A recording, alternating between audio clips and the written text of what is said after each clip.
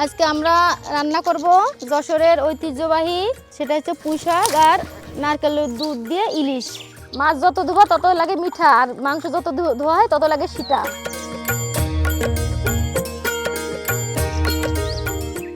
ভাত দাও। আচ্ছা দেবো, বউ চিন্তা করে না, দেবো, এখনই দেবো।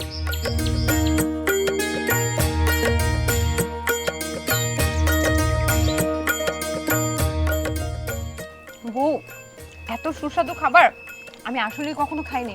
বিশ্বাস করেন, খুবই মজা লাগছে।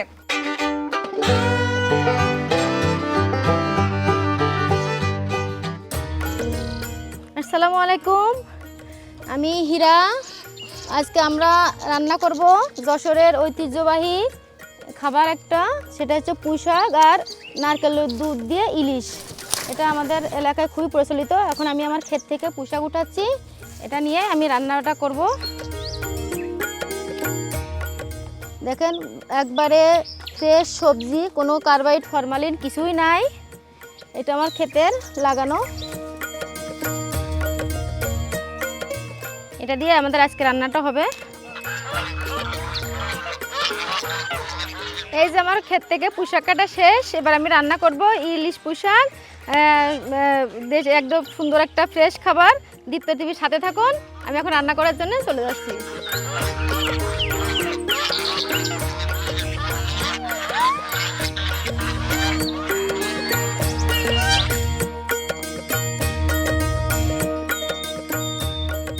এবার মাছের আঁশ ছাড়ানো শেষ, এবার আমি মাছটা টুকরা করব, করে আমি রান্না করব। মাছের পিসগুলো একটু ছোট ছোট করব, কারণ পুঁই শাকের সাথে রান্না করতে গেলে একটু ছোট ছোট টুকরা করলে মাছের ভিতরে স্বাদটা বেশি যায়।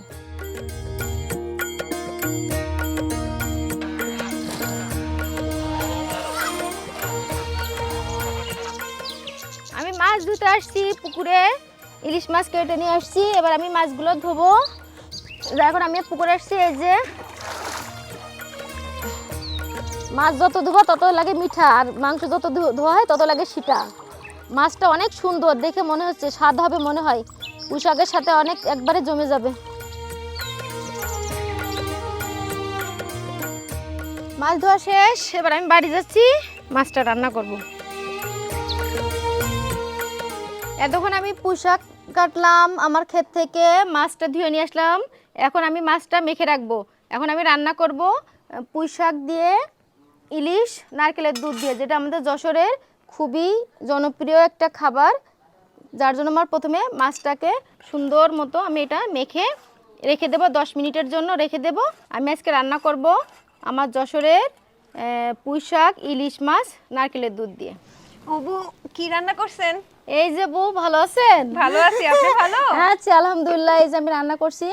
আচ্ছা, কি ইলিশ মাছ দিয়ে কিছু রান্না হচ্ছে নাকি? ইলিশ মাছ দিয়ে রান্না। আরে বাহ, মাখিয়ে রেখেছেন? হ্যাঁ হ্যাঁ, মাখিয়ে রাখছি এটা। আচ্ছা, এখন আমি চুলাটা ধরাবো।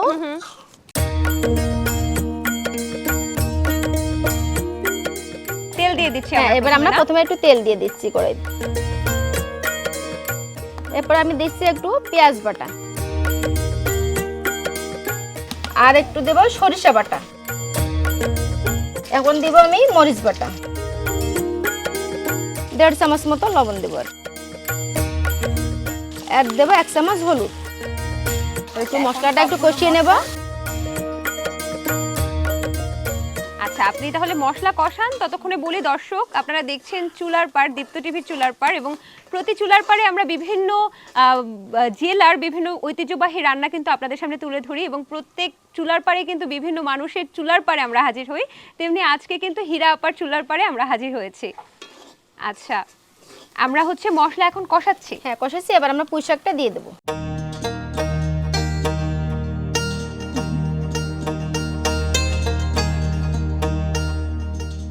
পুঁই শাকটা দিয়ে দিলাম। এবার আমি একটু ঢাকনা দিয়ে রাখবো, ঢাকনা দিলে এটা আর একটু কমে আসবে।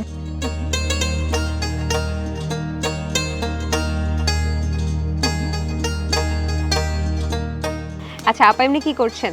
আমি কলেজে জব করি, পাশাপাশি এই যে খাবার নিয়ে একটু কাজ করি, অনলাইন বিজনেস করি। একটু আবার নাড়া দেবো। এটা আবার একটু নাড়া দিচ্ছি। আমার নারকেলের দুধটা লাগবে এবার একটু।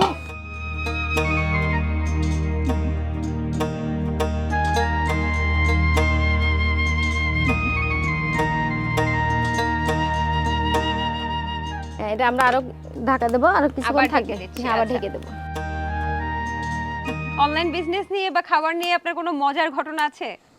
এমন আছে অনেকে কি করে, হ্যাঁ আপা আজকে আমারে 10 প্যাকেট বিরিয়ানি দেবেন, এবার পরে বলবে যে এই সমস্যা, আজকে ডেলিভারি দেওয়ার সমস্যা, আজকে নেব না।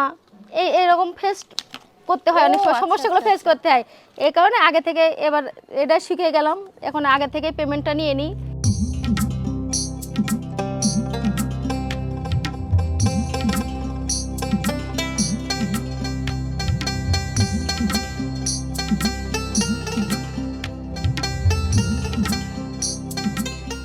এবার একটু দেখবো কি অবস্থা। পুঁই শাক রান্না করার সময় কিন্তু একটা সতেজ গন্ধ আসে, তাই না? হ্যাঁ আপা, হ্যাঁ। ভালো লাগে খুব। এবার আমি একটু মাছ দেব, মাছ দেওয়ার সময় হয়ে গেছে, মাছটা দিয়ে দেবো আর কি।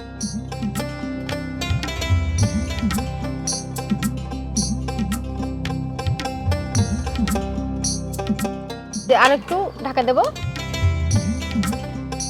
তাহলে এটা হতে থাকুক, কতক্ষণ ধরে হবে? সর্বোচ্চ 10 মিনিট লাগবে আমার রান্নাটা করতে। আর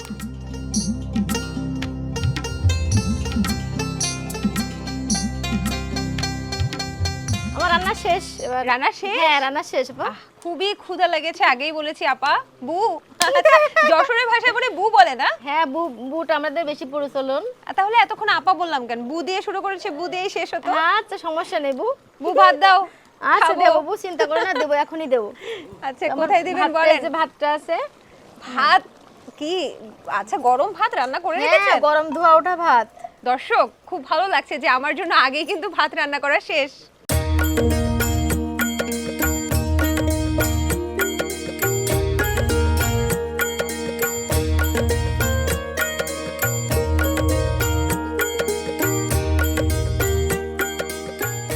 ও দুঃখিত দর্শক, কিছু না বলেই খাওয়া শুরু করে ফেলেছিলাম, কারণ খাবার দেখে আর দুপুর সময় খাবারের এত সুঘ্রাণ দেখে আর লোভ সামলাতে পারছিলাম না। তবে বলছি, এই হচ্ছে আমাদের গরম ভাত তো আছেই, ধোয়া ওঠা, পাশে হচ্ছে ইলিশ মাছ দিয়ে পুঁই শাক রান্না।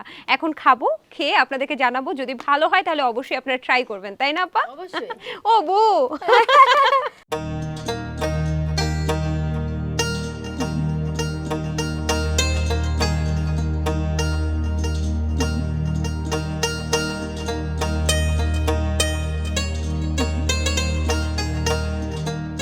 কেমন হয়েছে বু?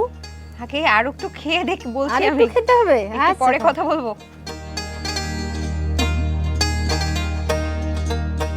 বউ, এত সুস্বাদু খাবার আমি আসলে কখনো খাইনি, বিশ্বাস করেন, খুবই মজা লাগছে।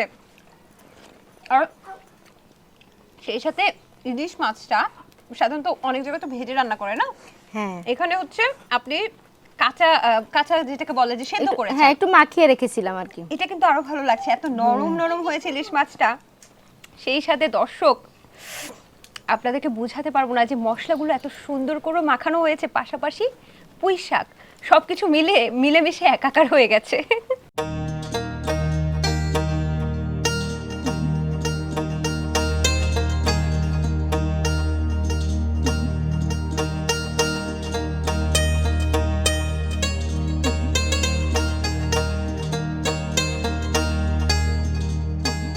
বউ, খাওয়া দাওয়া তো করলাম, এত সুন্দর একটা খাবার রান্না করা শেখালেন, দর্শকদেরকে শেখালেন, তাহলে আপনার জন্য কিছু দেওয়া উচিত না?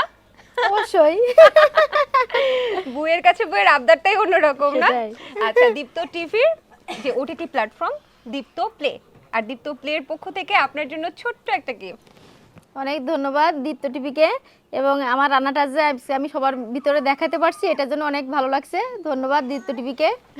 ঠিক আছে আপা, রাখেন। আরেকটা বিষয়, দীপ্ত প্লে থেকে আপনি কিন্তু ঘরে বসে বা জার্নিতে বা যে কোনো জায়গা থেকে টিভি ছাড়াই মোবাইল দিয়ে ওয়েব ফিল্ম, ওয়েব সিরিজ বা বিভিন্ন ডাবিং টার্কিশ সিরিজ এবং নাটক, সিনেমা সবকিছু দেখতে পারবেন। অবশ্যই দেখবেন তো? অবশ্যই দেখবো, দেখুন। আচ্ছা ঠিক আছে আপা, এই যে আমরা এতক্ষণ রান্না করলাম ইলিশ মাছ দিয়ে পুঁই শাক, তাহলে দর্শকদের জন্য আপনি কিছু বলবেন না? যে আপনারা সবাই খুবই সহজ উপকরণ, আমাদের চারিপাশেই পাওয়া যায়, ঘরেরই তৈরি অনেক, যেগুলো ঘরোয়া পরিবেশে পাওয়া যায়, এই উপকরণগুলো দিয়ে আমরা খাবারটা খুব সুন্দরভাবে করতে পারি, এবং খাবারটা খুবই পুষ্টিকর একটা খাবার। সবাই চেষ্টা করবেন। ধন্যবাদ দীপ্ত টিভিকে। আর অবশ্যই বু যেভাবে বললো আপনারা বাসায় ট্রাই করবেন। আর এই খাবারটা আমি বলছি অসাধারণ মজা হয়েছে। বিশ্বাস না করলে বাসায় ট্রাই করার পর দীপ্ত টিভির অফিসিয়াল ফেসবুক পেজে কেমন হয়েছে এই রান্নাটা সেটা কমেন্টের মাধ্যমে জানাবেন। এছাড়া কোন জেলার ঐতিহ্যবাহী খাবার আপনারা দেখতে চান সেটাও কিন্তু কমেন্টের মাধ্যমে জানাতে ভুলবেন না। আজকের মতো আমি সমৃদ্ধি বিদায় নিচ্ছি দীপ্ত টিভির চুলার পাড় থেকে। আগামী পর্বে আবারও কারো চুলার পাড়ে আমরা হাজির হব। সে পর্যন্ত ভালো থাকুন, সুস্থ থাকুন এবং ভালো রাঁধুন।